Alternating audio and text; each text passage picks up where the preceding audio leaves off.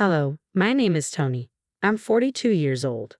This story began more than 10 years ago, but we're continuing it because the main person involved has come back with so much audacity that I feel the need to share this incident with all of you. I know my sister-in-law loves to watch these, so if you're listening, I hope you're even more ashamed and embarrassed. Let's start from the very beginning. Sasha, my sister-in-law, and I were best friends even before I met her brother. We became friends in middle school and had been inseparable since the day we met. I didn't meet my husband until I was in college. I hadn't had the opportunity to meet him earlier because he was always out whenever I visited Sasha's house. When he moved away for college, I didn't get a chance to meet him. I actually met him by chance. I had seen his face in family pictures at Sasha's house, so I recognized him when I met him for the first time at a bar. He didn't know who I was and approached me. I was surprised but let it play out. By the end of the evening, I told him I was his sister's best friend. He was shocked but said I was too pretty to let go. He continued to pursue me, and after Sasha said it was okay, we started dating. We got married 2 years later and moved in next to Sasha and her husband Brett. After a year of marriage, Sasha and Brett had a baby girl, Via. I loved Via to bits. She was the cutest kid with the loveliest smile and laugh. The only issue was that Via was born with some birth defects that left her partially blind. For the first 5 years of her life, she struggled to adapt to her surroundings. It wasn't because she was stupid or couldn't grasp things properly.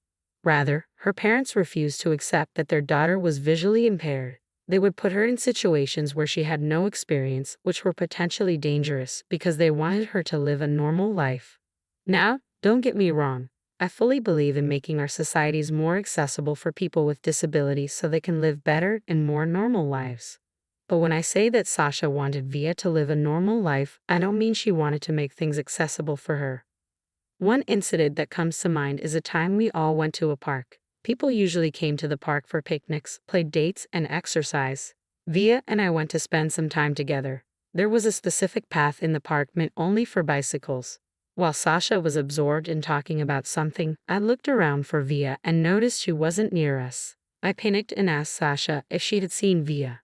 Sasha, have you seen Via? I'm really worried. Don't worry about it. How can you be so calm? Via could be in serious danger. Calm down, Tony. Calm down? How could I possibly be calm? Your daughter is visually impaired. What if she fell and seriously injured herself? You have no right to tell me how to parent my kid. Via is perfectly fine. I never said that you don't know how to parent your child. I'm saying that I'm literally the only one who actually cares for your daughter. You need to be more responsible. I know what's best for her, and I don't need you to interfere or tell me what I'm doing is wrong. Why are you trying to fight me right now? She could be hurt right now. You need to take this seriously. I am her mother, not you. Back off and let me handle it my way. At that point, I was too panicked and angry to continue talking to Sasha. I started retracing our steps to find Vita. Sasha kept angrily calling me back and yelling that we weren't done talking. I ignored her. My heart was racing too fast to care about Sasha. I ended up finding Via. She was crying, trying to grasp something to help her navigate, calling out for her mom and me. I felt so relieved when I saw her. I called out to her, and her face immediately lit up. She giggled as she made her way over to me. I waited as I watched her waddle over, but she was walking really close to the cycle track.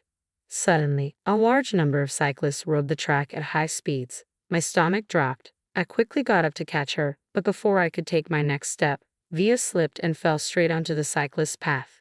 The cyclist tried to brake or swerve around her. I managed to reach her just before one of the cyclists could crash into her. I held Via tightly, and she sensed my panic and started crying.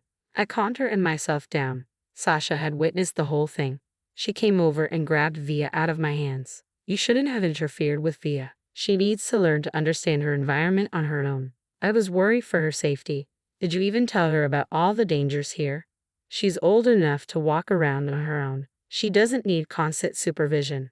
She's only 4 years old and visually impaired. She could have been seriously hurt.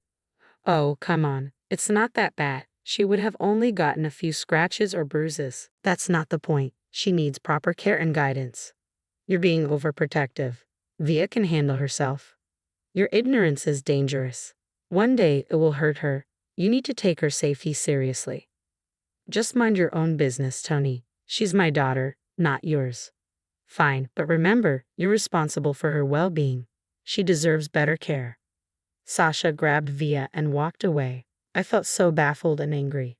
How could someone treat their own child this way? I wanted to protect Via and wanted Sasha to step up and be a good parent. I couldn't expect the same from her husband Brett because he was so absent from their lives, spending his entire day working. But thankfully, the universe heard my plea. It was heartbreaking the way it happened, but I was kind of glad that it did. After that incident, Sasha stopped talking to me much. I rarely got to see Via. Every time I tried, Sasha would make up some excuse and shut the door in my face. But after a year, one day Sasha and Brett showed up at my house with Via. I was surprised to see them and noticed the bags they held. Hi guys, are you going on a trip? Yes. It's supposed to be a couple's trip. We were wondering if you and Noah could take care of Via while we're away. Of course, we'll take care of her. But how long will you be gone? Forever. We've had enough of Via. What? She doesn't fit our idea of what our child should look like. We can't handle it anymore. Cruel and heartless. How can you do this? You can't just abandon your own child. We've made up our minds. Here, we've signed off our parental rights and these are her adoption papers. Take her. She's way too much of a burden. I won't let you treat her like this. She's not a burden. Oh, stop being so dramatic. Just take her if you care so much. I will take Via. You should be ashamed of yourselves. You're her parents, act like it. Before I could say anything else, Sasha and Brett walked away, got in their car, and drove off. I stood there shaking until Via tugged on my arm and asked how long her parents would be gone. Tears streamed down my face as I told her it would be years until she saw them again. Via started crying loudly, calling out for her parents. I hugged her tightly and let her cry in my arms for as long as she needed. When I finally brought her into the house, she asked if I would also send her away. My heart sank, and I wanted to cry, but I stayed strong. Via, you're going to stay with me and Uncle Noah from now on. Does that mean my mom will come back? I don't know, sweetheart. I can't say for sure. Okay, but you and Uncle Noah are more fun than my parents anyway. Oh, thank you, sweetie. We'll take good care of you and we'll always be here for you. Can we have more game nights and movie nights? Absolutely. We'll all have fun together. Yay, I love you, Aunt Tony. I love you too, Via. Always remember that. That evening, I told Noah about everything that had happened. He was furious with his sister and brother-in-law. He tried calling them, but his calls always went to voicemail. As the days passed, we slowly accepted our new reality. We were overjoyed to take care of Via. Even though she had been neglected, she was still very well behaved. It was a joy to watch her grow up. Eventually, days turned into months and months into years. Via grew into a beautiful young woman. We got along so well that we even forgot about Sasha and Brett. Via stopped calling us Aunt Tony and Uncle Noah 6 months into living with us. We became her parents in every way, and we loved her deeply. Though she was still mostly blind, she got much better at finding her way around. When she was 12, her doctor told us there was a new development in medicine that could restore Via's vision. We were shocked and asked if it could be fully restored. The doctor said, while it might not be 100%, they could achieve about 85%. We were overjoyed. That night, we sat down with Via to talk about the news. Via, sweetie, how do you feel about the news? I'm scared, Mom. I didn't want to lose what little sight I have. It's okay to be scared, but we'll make sure to find the best doctors to help you. Really, Dad? Do you promise it won't make me fully blind? We promise. We'll choose the best places with the highest success rates. You'll be safe. Okay, I want to do it, but I'm scared. It's natural to feel scared, but we'll be with you every step of the way. I know. I want to see what my real parents look like. The fact that the first people Via wanted to see after her surgery were me and Noah made us both tear up. We were blessed with an absolute angel in our lives. The surgery was scheduled for the next month, so we spent the days leading up to it together, having fun game nights and movie nights to distract us from the nervousness. Finally, the day of the surgery arrived, and it went successfully. It took Via 6 months to fully heal, but Noah and I stood by her every step of the way. During this time, we grew even closer as a family. The next few years were blissful. Via regained a good portion of her sight, and it was adorable to watch her look at everything with fascination. The best moment was when she finally got to see Noah and my faces clearly. She began crying and telling us that she loved us. We hugged her close and told her the same. Since then, she would take a good look at us every day and compliment us. She said it was her way of making up for years of only getting compliments and never being able to give any back. One day, our happy little bubble burst. Noah and I had taken the day off because Via was on summer vacation and was hanging out with her friends while we prepared lunch. We heard a loud banging on the door. My heart started pounding. Noah cautiously approached the door and opened it a little. His eyes widened and he quickly shut the door, turning to me with a pale face. I asked what was wrong, and he told me Sasha was outside. Before I could fully process what was happening, my body switched to autopilot. I threw open the door and saw Sasha standing there, looking apologetic. "Tony, can I come in? You were never invited back into our lives. What do you want?" "Please, I'm sorry for running when things got hard and dropping my burdens at your feet. I was young and stupid. I didn't know what to do, so I ran. You still haven't changed. Really, I don't know if you have, coming here, calling the child you abandoned a burden.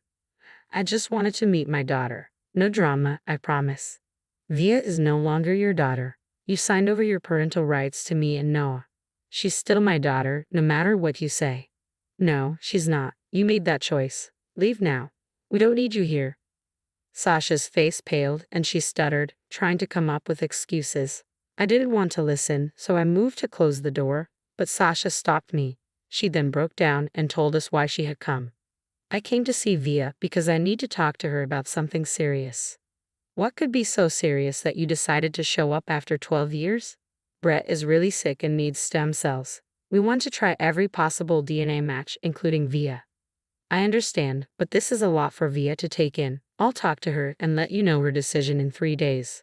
"Thank you, and I'm sorry for everything I did in the past. Apologies won't change what happened, but I'll make sure Via knows about your request." I was upset and enraged as Sasha had reached out only because she needed something, not because she cared about Via. I wanted to turn Sasha down on Via's behalf, but I knew that was wrong. So I patiently waited until Via got home. When she did, Noah and I sat her down. "What's wrong, guys? You look worried." "Well, your biological mother, Sasha, visited us today." "Why would she come here? What does she want?" "She wanted to talk to you about something serious. Your biological father, Brett, is sick and needs a stem cell donor. Sasha came to see if you could be a match." "Is Brett okay? Should I do it?" "We don't know his condition for sure, sweetie. It's your decision, and we'll support you no matter what you choose." "How long do I have to decide?" "You have 3 days to think about it." "Okay, I'll take some time to think it over." Via then said goodnight and locked herself in her room. Noah and I were very worried. We ate our dinner in silence and left some food by Via's door in case she wanted to eat. That night, as we settled into bed, Noah and I talked about our fears. "I'm really worried about Via. She seems so troubled after hearing about Brett's condition." "I know, it's a lot for her to process. I just hope she makes the right decision for herself." "Me too. I can't bear to see her go through more pain. We have to be there for her no matter what she decides. She needs our support." "You're right. We'll stand by her just like we always have. We'll give her some space to think, and when she's ready, she'll let us know her decision." The next 3 days passed painfully slowly. Via continued to stay in her room. The only sign she was alive was the food we left outside her door being eaten. It hurt us to see her struggling, but we knew she needed her own space and time to think. Finally, on the night of the 3rd day, she came down and sat with us for dinner. "Dear sweetheart, how are you feeling now?" "I'm okay. I just needed time to think, and I'm sorry for worrying you." "You don't have to apologize. We understand this is a big decision for you." "That's right, honey. We support whatever you choose. I've made up my mind. I won't be donating anything to Brett." "Are you sure about this?" "Yes, Dad. I have my reasons, and I want to say them with Sasha here." "Okay, we'll be here with you when you talk to her. You don't have to do it alone." "Thanks. I have to admit that I was happy with what Via chose. I didn't really care about her reason for not wanting to donate. I just wanted my baby safe and sound, and I also didn't want Sasha or Brett to take advantage of her. I texted Sasha and told her to come meet us the next afternoon for lunch. The next afternoon, the 4 of us gathered at the dining table for lunch. Sasha looked like an anxious mess, and her head was down for the most part. She never looked directly at Via, which made all 3 of us annoyed. There was an awkward silence initially, but Via decided to break it. "Why won't you look at me, Sasha?" "Oh, do you know I'm not looking at you? Mom and Dad helped fix my vision. I can see you now. They did? Why? Because we love her and want her to have the best life possible. You'd have to throw it in my face. Do you want to know my decision or not? Yes, I do. What did you decide? I've decided not to donate anything to Brett. Why should I help you after you guys left me? It's your duty as our daughter. No, I'm only mom and dad's daughter now. They actually care about me, unlike you. I felt insanely proud of my girl. I loved how she put Sasha in her place and how aware she was of herself. At that moment, I felt a huge surge of pride in the way my daughter had grown. But now, instead of being upset or angry at Via, Sasha turned to me. It's all your fault that Via is making this decision. You poisoned her mind against me. That's not true at all. We never told her anything negative about you. We only supported her and let her make her own choices. Via is old enough to decide for herself, and we'll stand by her no matter what. You're spoiling her. I'll call CPS and get her taken away from you. But you never cared about me for 12 years, and now you only come back because you need something. You didn't even ask me how I was doing. I'm grateful that I got my sight back because I got to see my biological mother for the first and last time. With that, Via got up from the table and walked into her room. Sasha looked gobsmacked. No, and I calmly asked her to leave our house. Sasha tried to fight, but we didn't entertain her. No squared up to her and scared her away. We gave Via some time to cool down and collect herself after Sasha left. We then cautiously knocked on her door. When she let us in, we had a quick talk with her. Before we could even ask her how she was doing, she smiled big at us and told us not to worry. We knew she didn't want to really talk about it at the moment. So Noah suggested movie nights, and we enthusiastically made our way to the living room to spend the rest of the day binge-watching crappy movies. It's been a year since everything that happened. Via has healed and grown a lot more. We haven't brought up the incident with Via, but we know that she's okay, and that's all that matters. If there's only one thing I've been saying, it's that there's nothing better than loving and raising your child in the right way. And no matter what the consequences, always stand up for yourself.